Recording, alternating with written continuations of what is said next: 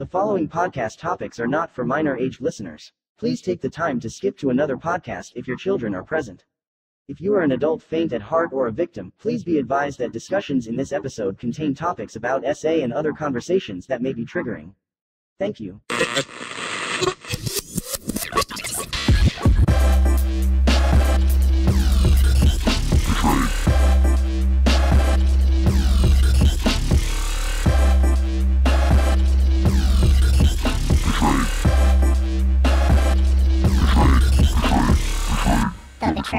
Welcome back to The Betrayed. This is Gina Beck. This is Drew Williams. Thank you for listening, liking, commenting, and subscribing. We appreciate y'all, especially all the reviews and all the listens on anything other than YouTube. I appreciate you guys. Yeah, giant thank you to the people on like iHeart, Stitcher, things like that. Thank you guys for the continued support. The ones that go to the actual webpage and go through our Buzzsprout catalog too. Thank you guys. How are you, Drew? I'm all right, G. How are you? I'm doing well. Excited to do this episode because it's episode 150. I was going to save it for the end, but let's just talk about it right now. Yeah, this is 150 episodes. Pretty crazy. Yeah, that's a lot of episodes. And thank you guys who have been listening and sticking with us to 150. Like, what the heck? And thank you to the guests that we have. If you guys hear this, and you know our team members from before that have co-hosted and been guests too. So thank you guys. As always, it's probably time to just jump right into something dark. So I've been saving this one, as any of our listeners know. We took a little bit of an absence again, but we're back, and I've got something really dark, and I've never heard them describe a recent crime using these stats. Florida man busted with over 2,000 pounds of CP.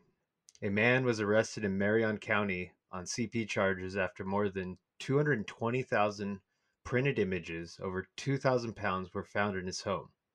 Paul Zettel, 72, faces possession of CP. And according to the Marion County Sheriff's Office, detectives were alerted in January to CP abuse material being uploaded to the internet at an address in Ocala. Deputies learned Zettel lived there and executed a search warrant. Sheriff's officials said printed CP was found in numerous boxes throughout the man's bedroom and office.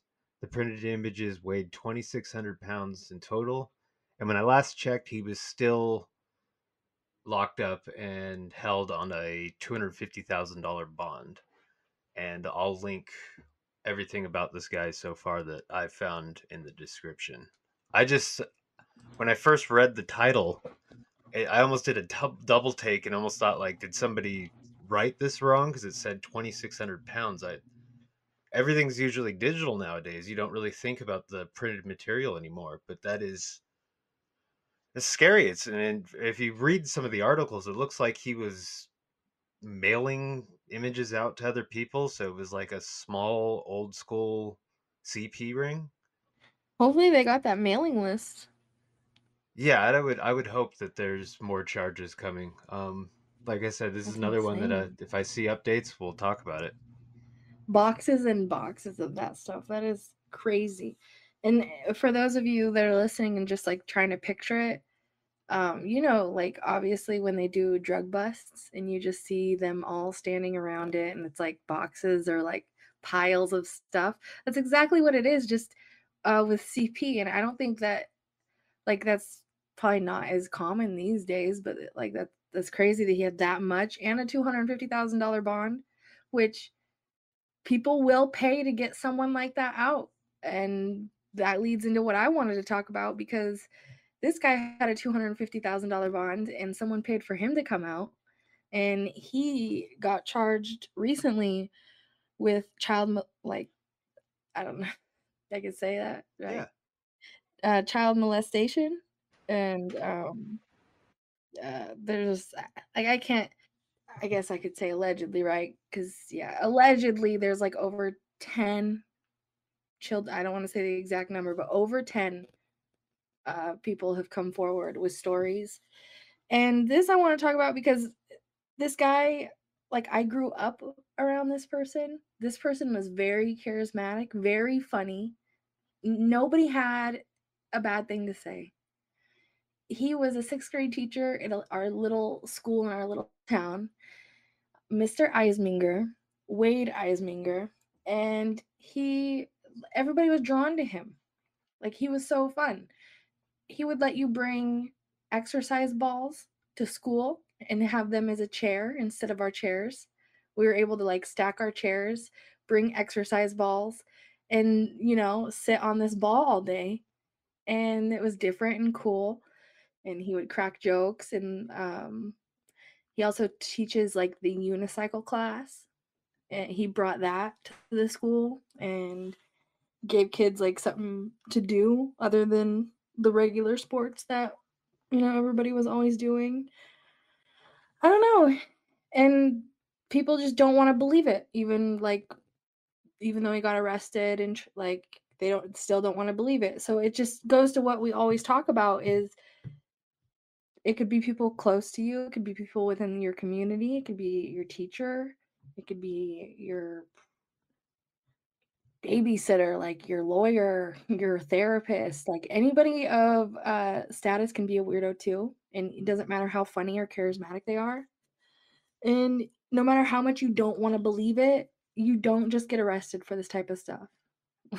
Like, people don't arrest you if they don't have nothing. He Especially with also, the way you described him being, he kind of sounds like one of those teachers that, not just him, but if a teacher like him is somebody that people would go on to remember later in life, in their adult life, and think oh fond yeah. back memories on. Oh yeah, I could tell stories for days about him, and I think anybody within that community can.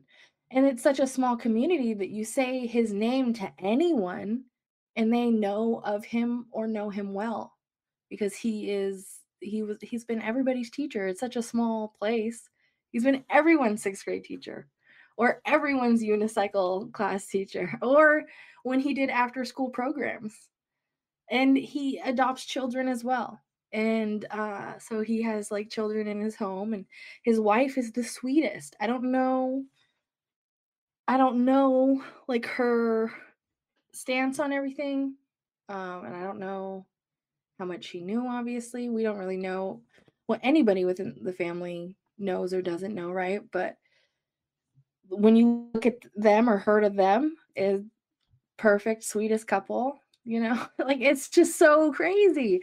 But I want to say this, like I'm saying all this to say this, is that like this stuff happens, really does happen, and it's happening within a community that I've been a part of since I was a child.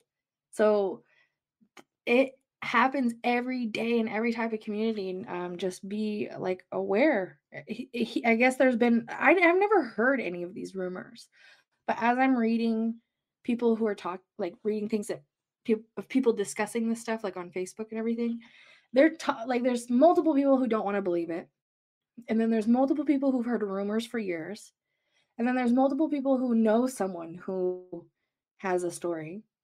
So it's just, in my mind, it's like all over the place in the comment section. And what I am noticing the most is, if there has been rumors and people have known about this, why is it just coming out now? These people are talking about years and years of. I've never heard any of these rumors. I would be discussing it publicly if I heard a even teensy rumor of this. He's a teacher to like everybody's child in that community. That is insane. Like nobody's done anything until now. And I don't even know how he got caught. I don't know what they found.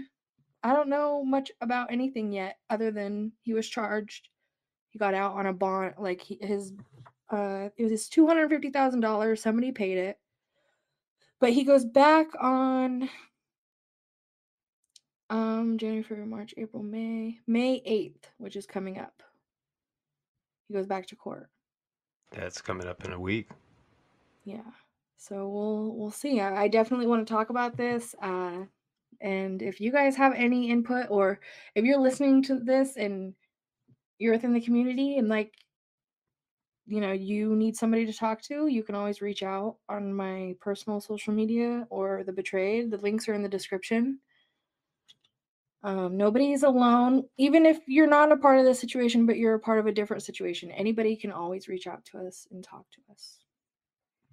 Yeah, and proof of it. Next episode, we're gonna have a guest on who has a story somewhat related to what we were just talking about, being it anybody in the community, people you least suspect. So if Yeah. you do want to come on and talk, you can see how we go about it with the next episode. It'll be a new story and everything like that.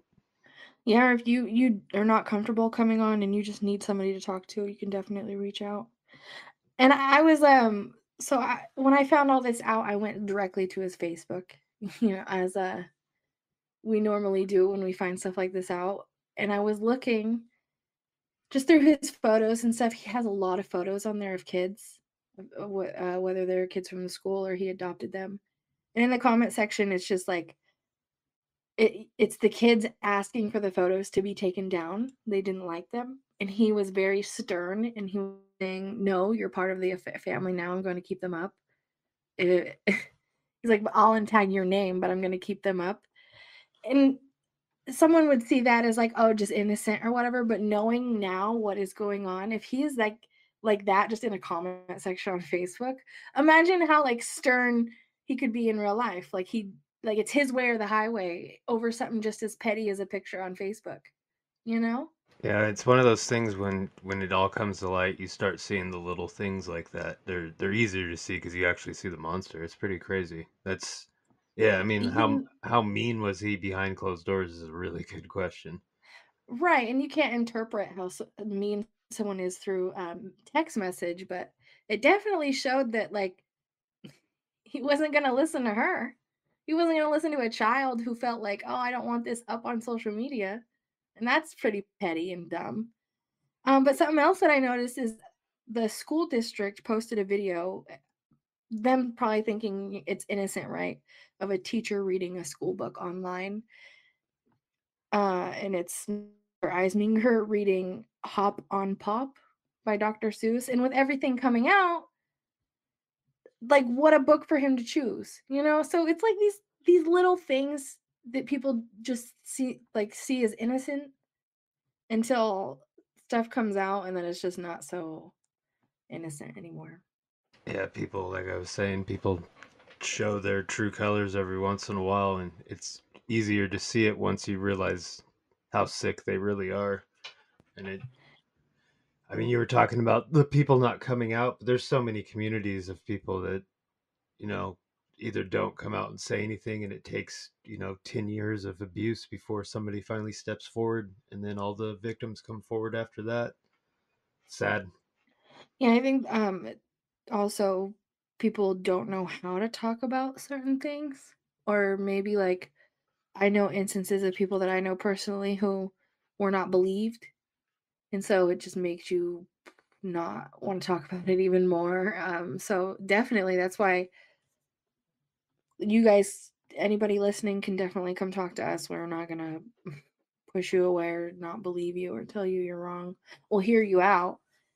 And I mean, I'm not gonna lie, we've had people come to us with stories that seem not real, and we've let them come on and then find out later that they're not real. Like, I'm not gonna lie. So you never know. Like, people can say whatever they want, but at the end of the day, if you need a place to talk and nobody's listening, I'd rather talk than you be alone, you know? Absolutely. So until next time, thanks for listening, liking, commenting, and subscribing. Banana Cat. Banana cats. Much love. Peace.